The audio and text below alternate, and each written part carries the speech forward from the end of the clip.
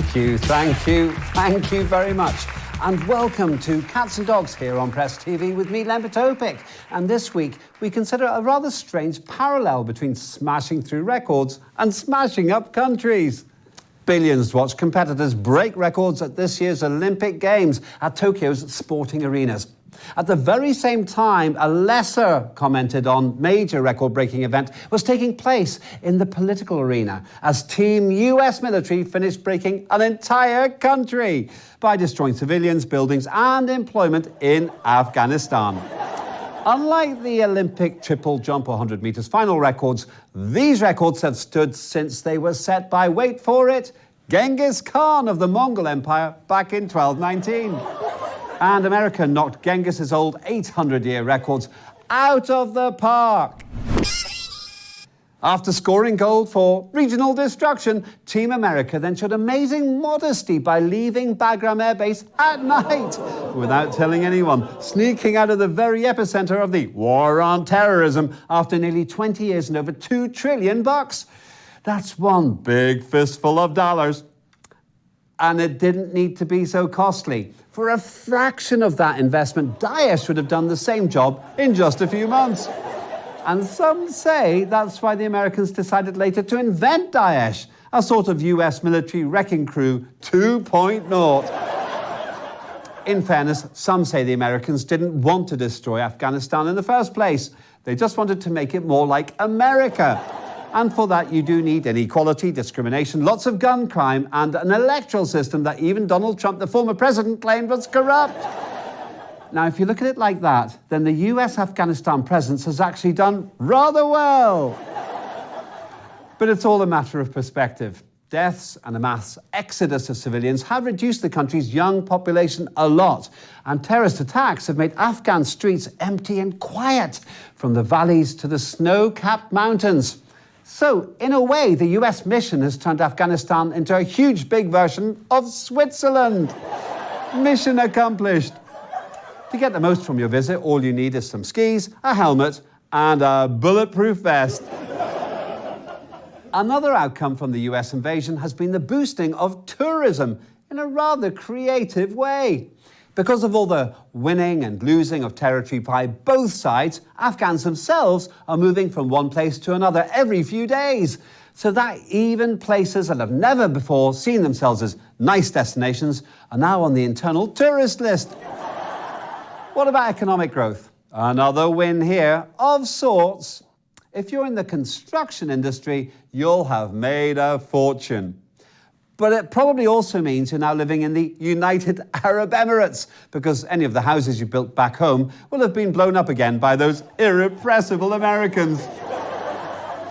But joking aside, exports from Afghanistan have taken a positive turn. Over the past 20 years, the Americans helped Afghanistan to become a leading country in a hugely popular commodity all over the world: narcotics. Right now, it seems that more than 90% of the world's production in opium and the heroin that is derived from it comes from Afghanistan. That's where the Colombian cartels are going wrong. If only they'd let the Americans invade Colombia, business would be booming. Watch and learn, Bogota. As soon as the US military left Afghanistan in glorious silence, looters rolled in and ransacked the biggest airbase in Afghanistan. They stole everything from laptops to gas canisters. I say it shows how much Afghanistan has chosen to embrace an environmental agenda by recycling everything. Meanwhile, the UK has warned its nationals to leave Afghanistan as soon as possible. And I think we all know why. If Afghanistan really is becoming the Switzerland of Southern Asia, then no Briton will be able to afford to live there. Sorry guys, time to come home to ski on the slush-covered slopes of Scotland, where at least you save yourself the cost of a full metal jacket. Now let's talk to someone who can give us the true American perspective on the performance of America in Afghanistan over the last 2 decades. Ladies and gentlemen, please give a very peace-loving welcome to the US Secretary of State, Mr. Antony Blinken. Kill, kill, kill police. Kill,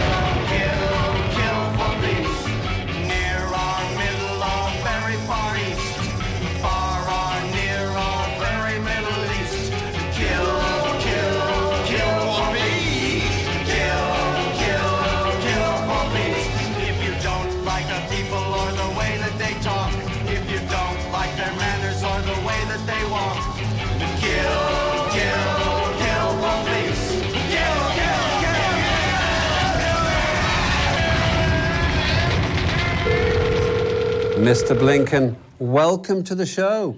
We come in peace, but I will defend my right to attack you if you launch an offensive against my way of life. I only want to ask you some questions. Questions can be offensive too.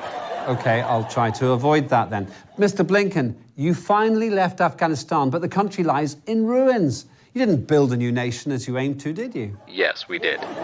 You say that you rebuilt Afghanistan. Yes, but then we knocked it down again.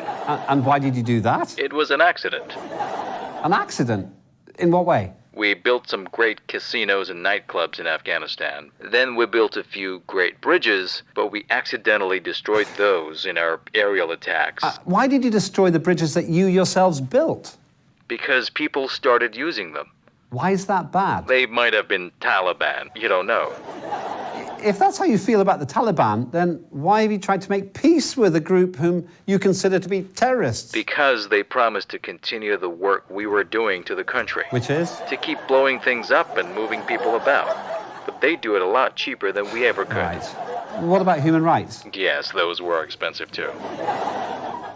What's America's future plan for Afghanistan? I can't tell you. Because it's confidential? No, mainly because I don't care. I have to go now. I've got a meeting to attend about our next invasion. Peacekeeping mission. Let's finish with a look at some pictures about the US presence in Afghanistan and how they're ensuring the fight goes on after they leave.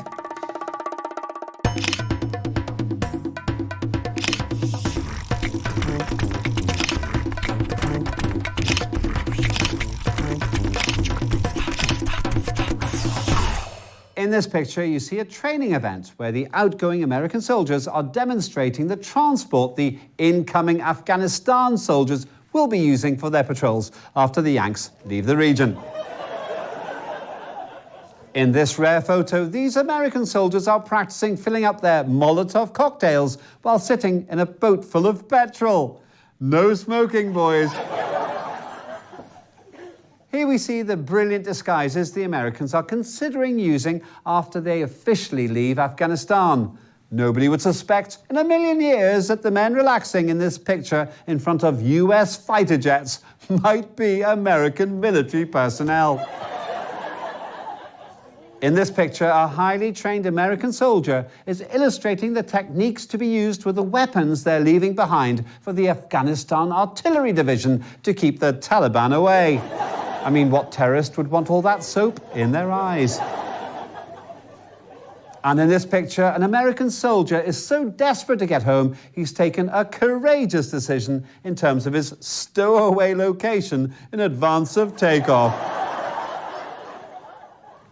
That's all for this week. Join me again next time to find out if the Americans really have left Afghanistan, if the Taliban continue Washington's work, and if anyone's decided to ski in the Afghan mountains instead of Scotland. That's all on Press TV with me, Len Potopic, and cats and dogs.